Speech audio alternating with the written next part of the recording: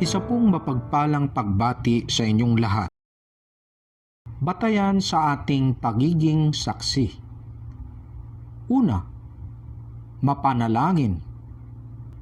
Maaari tayong matuto sa ipinamalas na halimbawa ni Pedro at Juan kung saan sila'y nananalangin upang sila'y magkaroon ng tapang at lakas ng loob sa kanilang paghayag ng mabuting balita. Sa mga Gawa 4 talatang 29, Magandang Balita Biblia 2nd edition. At ngayon, Panginoon, tingnan ninyo, pinagbabantaan nila kami. Tulungan ninyo ang inyong mga alipin na maipangaral ng buong tapang ang inyong salita. Maaari nating ipanalangin ang pagkakaroon ng pagkakataon, ganoon din ang kakayahan na malinaw na maipahayag ang mabuting balita. Sa sulat ni Apostol Pablo sa mga taga-Kolosas, 4 talatang 3 hanggang 4, idalangin ninyo sa Diyos na bigyan kami ng pagkakataon na maipangaral ang kanyang salita at maipahayag ang hiwaga ni Kristo, ang sanhi ng pagkabilanggo ko ngayon. Ipanalangin din ninyong maipahayag ko ito ng buong linaw, gaya ng nararapat. Ang ikalawa, matiyaga. Hindi tayo dapat na mawala ng pasensya kahit sa mga sitwasyong ang kaharap nating tao sa ating pagbabahagi ay nang-aaway. Matiyagang humanap ng tamang pagkakataon upang makapagbahagi. Sa 2 Timoteo 2 talatang 24, ang lingkod ng Diyos ay hindi dapat makipag-away. Sa halip ay dapat siyang maging mabuti sa pakikitungo sa lahat, mahusay magturo at matiyaga. At ang ikatlo naman po, naaayon sa banal na kasulatan. Ibig sabihin nito, kinakailangan ang katapatan ng ating pagbabahagi ayon lamang sa totoong nakasaad sa Biblia. Sa unang Korinto 15 talatang 3 hanggang 4, sapagkat ibinigay ko sa inyo itong pinakamahalagang katuruan na tinanggap ko rin. Si Kristo'y namatay dahil sa ating mga kasalanan, bilang katuparan sa sinabi sa kasulatan. Inilibing siya at muling nabuhay sa ikatlong araw, ayon din sa kasulatan. Mga kadahilanan ng ating pagiging saksi ayon sa Biblia. Unang kadahilanan po, ang Ebanghelyo o mabuting balita ay siyang kapangyarihan ng Diyos para sa ating kaligtasan. Sa Roma 1 talatang 16, hindi ko ikinahihiya ang magandang balita sapagkat ito ang kapangyarihan ng Diyos para sa kaligtasan ng bawat sumasampalataya, unay sa mga Hudyo at gayon din sa mga Griego. Ang ikalawa po, ang banal na salita ng Diyos ay mabisa o epektibo.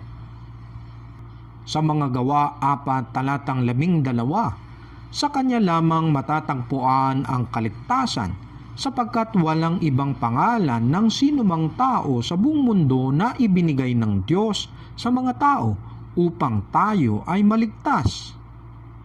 Sa mga Hebreo 4 talatang 12, ang salita ng Diyos ay buhay at mabisa, mas matalas kaysa alinmang tabak na sa magkabilay may talim.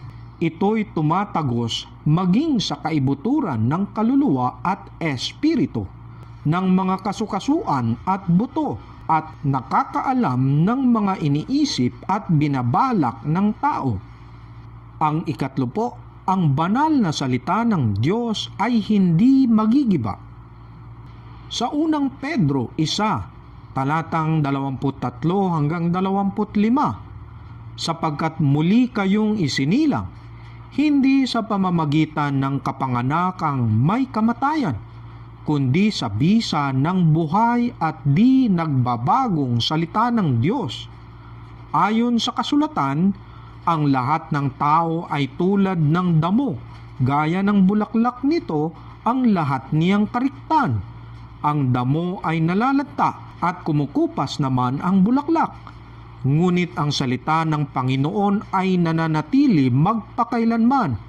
At ang salitang ito ang magandang balitang ipinangaral sa inyo.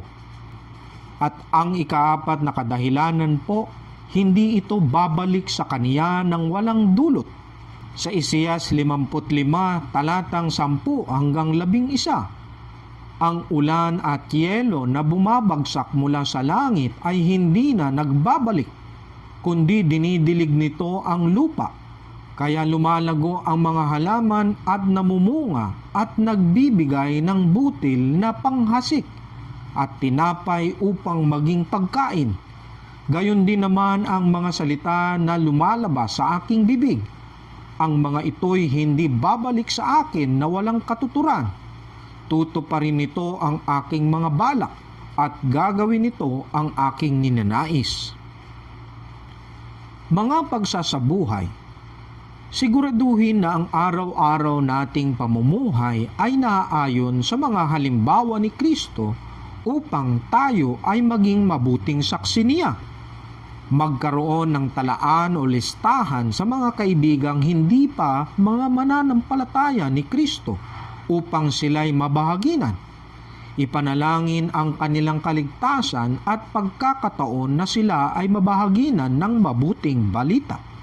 Sumama sa paghayag ng mabuting balita kasama ng iba pang mga kapatiran o mananampalataya.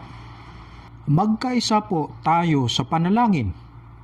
O aming makapangyarihan at dakilang Diyos, kami po ay nagpapasalamat ng lubos sa inyong kabutihan at patuloy na biyaya na aming nararanasan sa bawat araw. Higit sa lahat sa patuloy at malayang pagtunghay namin sa inyong banal na salita na siyang pagkaing espiritual sa katatagan at kalakasan ng aming pananampalataya at paglakad sa inyong kaliwanagan. Maraming salamat o Diyos sa mga natutunan namin mula sa inyong salita patungkol sa aming pagiging mga saksi ni Kristo. Sa nawang huwag naming makaligtaan ang aming natutunan patungkol sa mga batayan sa aming pagiging mga saksi. Siya nga po na kami ay mapanalangin, matyaga at naghahayag ng naaayon sa banal na kasulatan.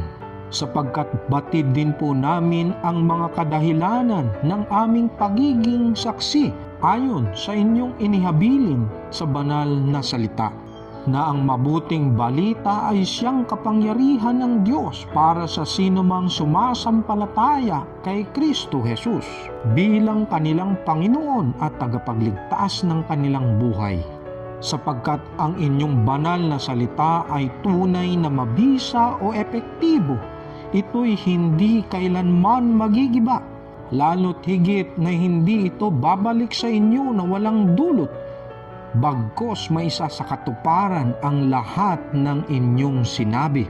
Siya nawa po na sa aming pagsasakatuparan nito sa aming pang-araw-araw na pamumuhay ay nakikita din ang mga halimbawa ni Kristo sa bawat isa sa amin bilang mabubuti at nagtatapat ninyong mga alagad o saksi.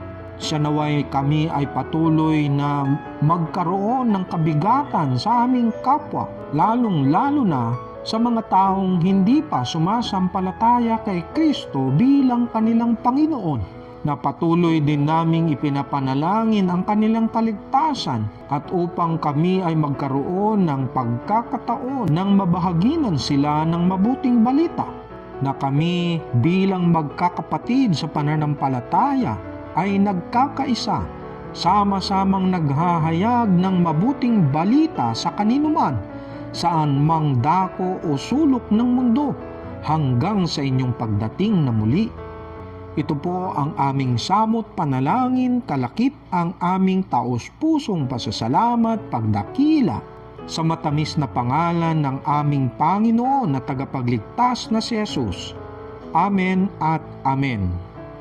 Hanggang sa muli po mga minamahal na kapatid, siya nawang magpatuloy tayong maging matatag at matapat sa ating pananampalataya at totoong sumaatin ang patuloy na pagpapala, biyaya at pag-iingat ng Diyos hanggang sa pagdating na muli ng ating Panginoon at tagapagligtas na si Jesus.